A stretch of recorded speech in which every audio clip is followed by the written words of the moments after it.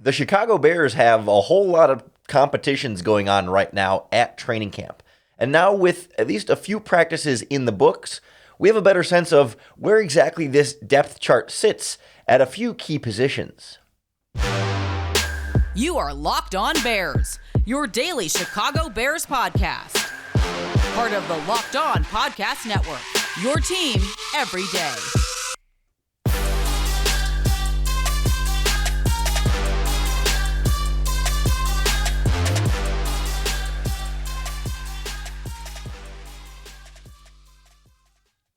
This is Locked On Bears, and I'm your host, Lorin Cox. I'm here to bring you your daily, in-depth Chicago Bears news and analysis. You can follow me on Twitter at CoxSports1. You can follow the podcast on Twitter at Locked On Bears. You can like Locked On Bears on Facebook, join the Locked On Bears Facebook group for even more Bears talk, and make sure you hit that subscribe button on the Locked On Bears YouTube channel to keep up with all of our video podcasts as well. Thanks for making Locked On Bears your first listen today. On the show today, we catch up on the latest developments coming out of Bears training camp, getting a better sense of who's rotating in with the first team versus the second team, some third team guys there at some of these key positions. There's been a lot of buzz about Kyler Gordon rotating in and out of the nickel and outside with the starting cornerback group. We'll talk about what the plan seems to be there for now. We'll get into the wide receiver group. We kind of knew what the top looked like, but the middle and the bottom starting to shake out a little bit more, or at least have a better sense of where players stand right now. Plus, those guys involved in the punt and kickoff return rotations. We'll have to touch on linebacker as well with Roquan Smith missing in action, how they're feeling in that spot.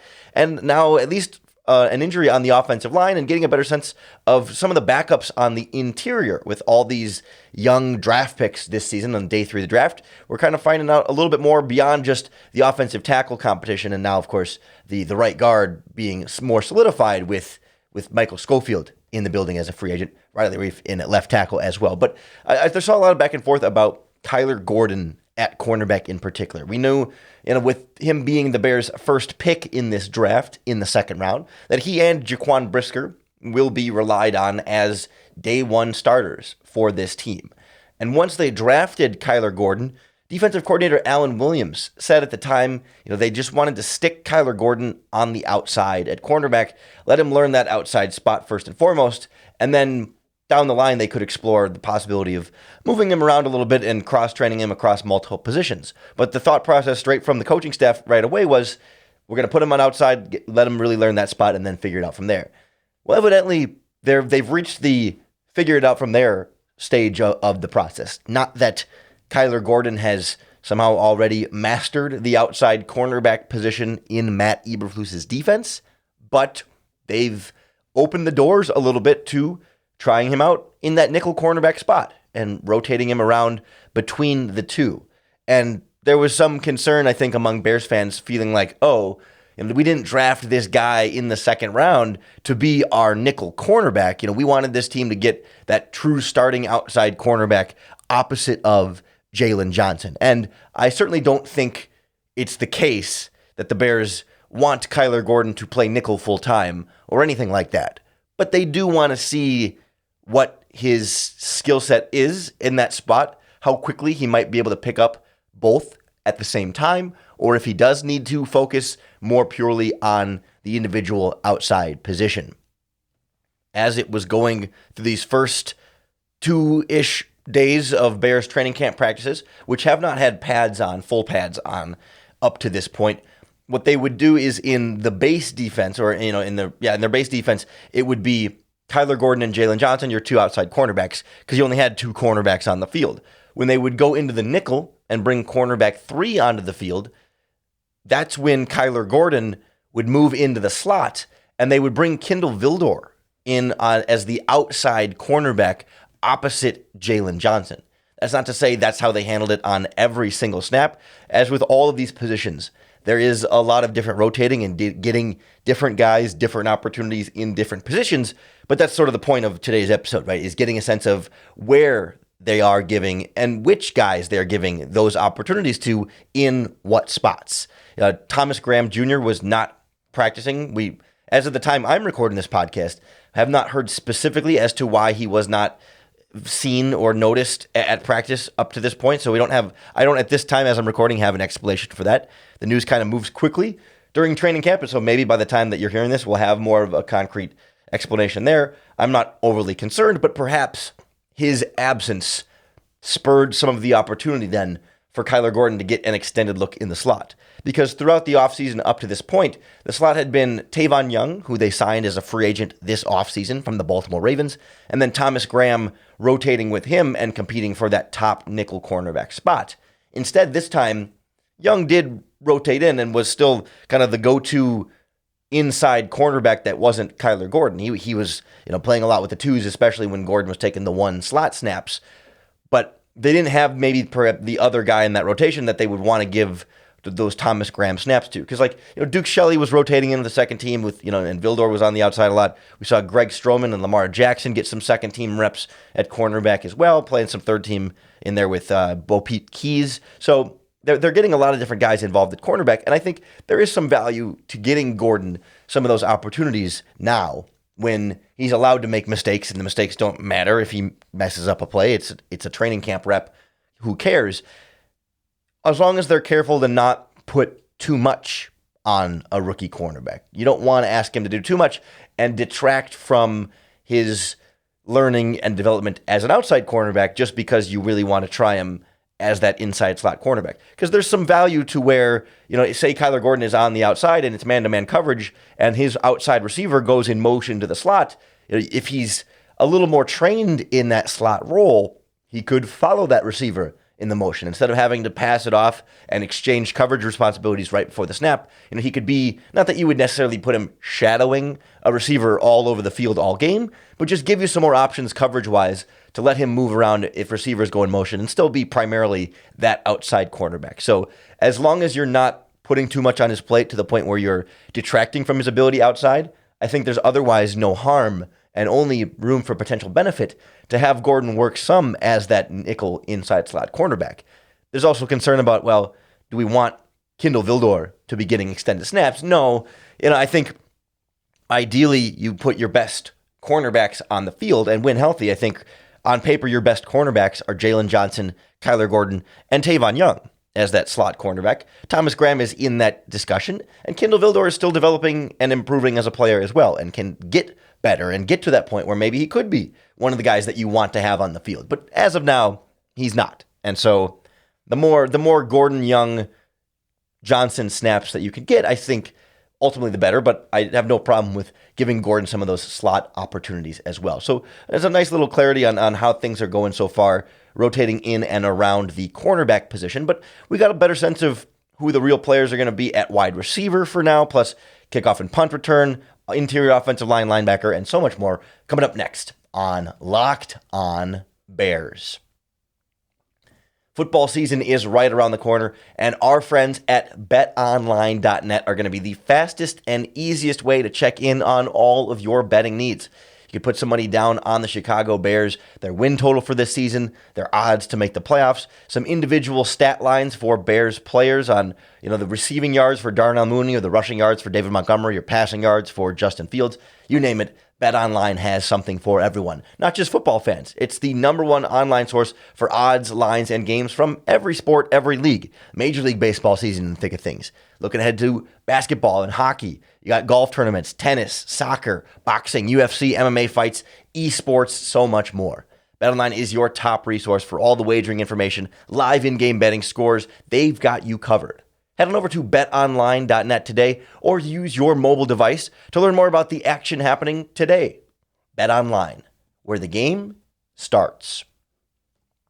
From the start, we knew what the very top of the Bears wide receiver depth chart was going to be, but we know from there it's a pretty wide open opportunity for a full, 5, 6, 7 guys that could all try and emerge as legitimate options for this Bears offense, and a lot of them going to be rotating in and getting different snaps to where right now, 2 practices in, we certainly can't pick any real major favorites, but we are seeing who are getting the first opportunities and the first extended opportunities that plenty of time for things to change and for some of the players not getting as much of a look to get more of a look, but for now, it's taking a little bit more shape than the otherwise completely up in the air blob we were working with entering Bears training camp. So, of course, Darnell Mooney, number 1 wide receiver, pretty locked in. Byron Pringle pretty clearly already looking like your number 2. I mean, that's kind of what we were expecting, and this is more or less confirming that, yeah, they're going to him as that other top option at this point. Then from there, throughout the offseason, we've been kind of penciling in Velus Jones Jr., the rookie, as probably your number 3 receiver, and then a whole mess of players competing for number 4 with, N'Keal Harry, Equanimeous St. Brown, maybe Daz Newsome, Dante Pettis, David Moore, the few different options in there, Tajay Sharp as well, though he's on the non-football injury list, so he's not participating in practice just yet. But as things have gone through the first couple of days, it feels like there has been maybe a little bit of separation of some wide receivers in the opportunities that the team is getting them. Not necessarily that they're playing like the best, but that the coaching staff is saying, no, we want to see more of these guys first. So we've seen already Equanimeous St. Brown is rotated in with the first team and catching passes from Justin Fields. N'Keal Harry also rotating in there. And Velus Jones has done a lot of first team reps. So I would say right now, your depth chart is Mooney, Pringle, Jones, 1, 2, 3.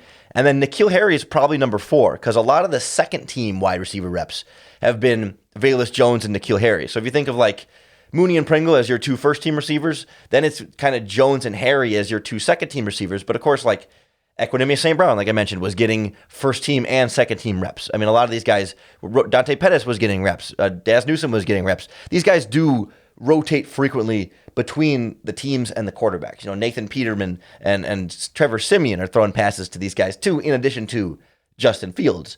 But obviously the reps with Justin Fields are going to be the ones that matter quite a bit the most, especially after last offseason, him not getting to practice with the starting receivers for any really of training camp and not getting those true opportunities. That's why it's important to eventually, and sooner rather than later, narrow this down a little bit more. We know Fields has built great chemistry with Mooney throughout this offseason. He's been trying to get that going with Pringle, but he's a newcomer, so that's going to take some time. Same with Velus Jones, right? We see our suspicions seem to be correct on those 3 guys seeming to be about at the top of the depth chart. And so then from there, it's less important that Fields gets maximum time with his number 4 and 5 and 6 wide receivers, but still, the more you can hammer that out, the better. Seems like they're giving the trade target, N'Keal Harry, as many opportunities as he can to show what he can do and prove, live up a little bit more to that draft stock and show the Bears'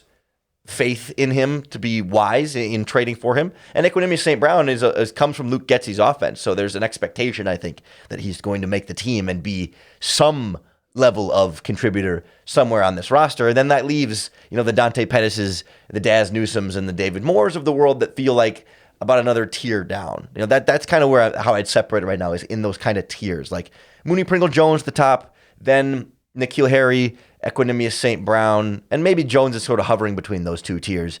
And then there's another tier down of Pettis, Newsome, Moore, and if Tajay Sharp's injured at this point, Chris Finke in there as well. None of that's permanent or locked in at this point, but it's just sort of the early stages.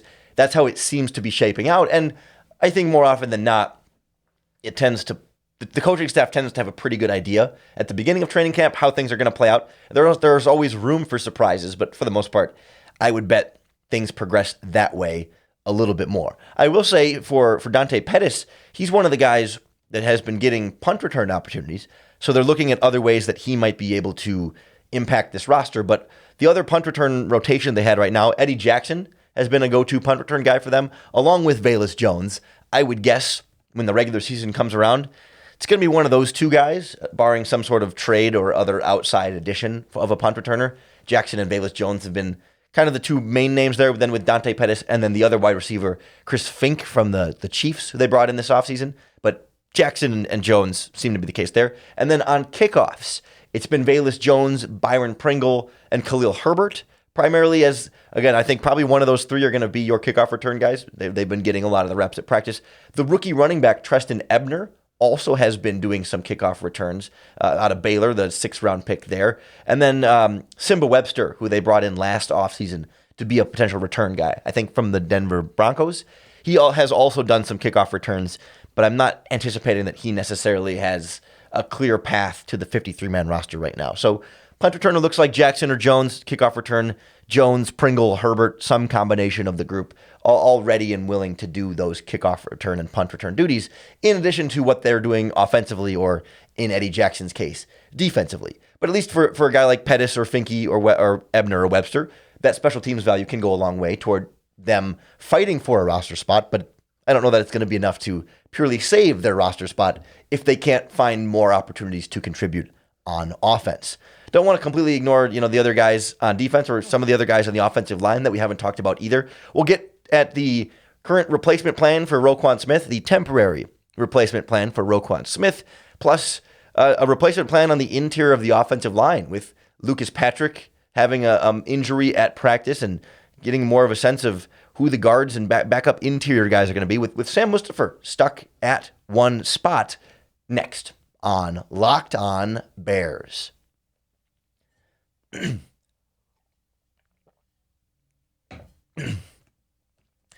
We've talked on this podcast about how the linebacker depth right now in Chicago is lacking in a lot of in-game proven experience. And I wondered if perhaps the Roquan Smith holdout / hold in / now physically unable to perform list that they insist is a real injury that he's dealing with, but also seems to be a very convenient way to excuse his lack of practicing.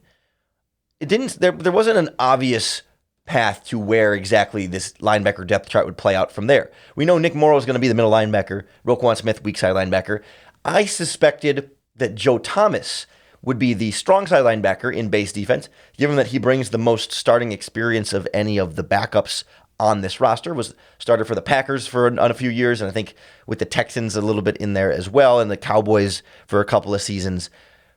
But replacing Roquan Smith in the defense has been Matthew Adams, the linebacker who came over from the Indianapolis Colts, which makes a lot of sense on the surface right away when you think yes, he's been with Matt Eberflus for a couple of seasons, but he was not a guy that played a lot on defense for the Indianapolis Colts. He was primarily a special teams linebacker for them. In 2021, this past season, he was on the field for defense for 2 snaps across a total of 2 games. Played 1 snap in one game and 1 snap in another game. And I think one of those snaps might have been a fake punt. So I think might have only been one true, real defensive snap that he played last season. So that's why I wasn't ready to just pencil in Matthew Adams as immediate go-to option as the other starter or whatever, especially because he also got arrested this offseason. And I do wonder I don't know that it doesn't send a specific message, but I'm a little bit surprised, I guess, that the team that's talking a lot about,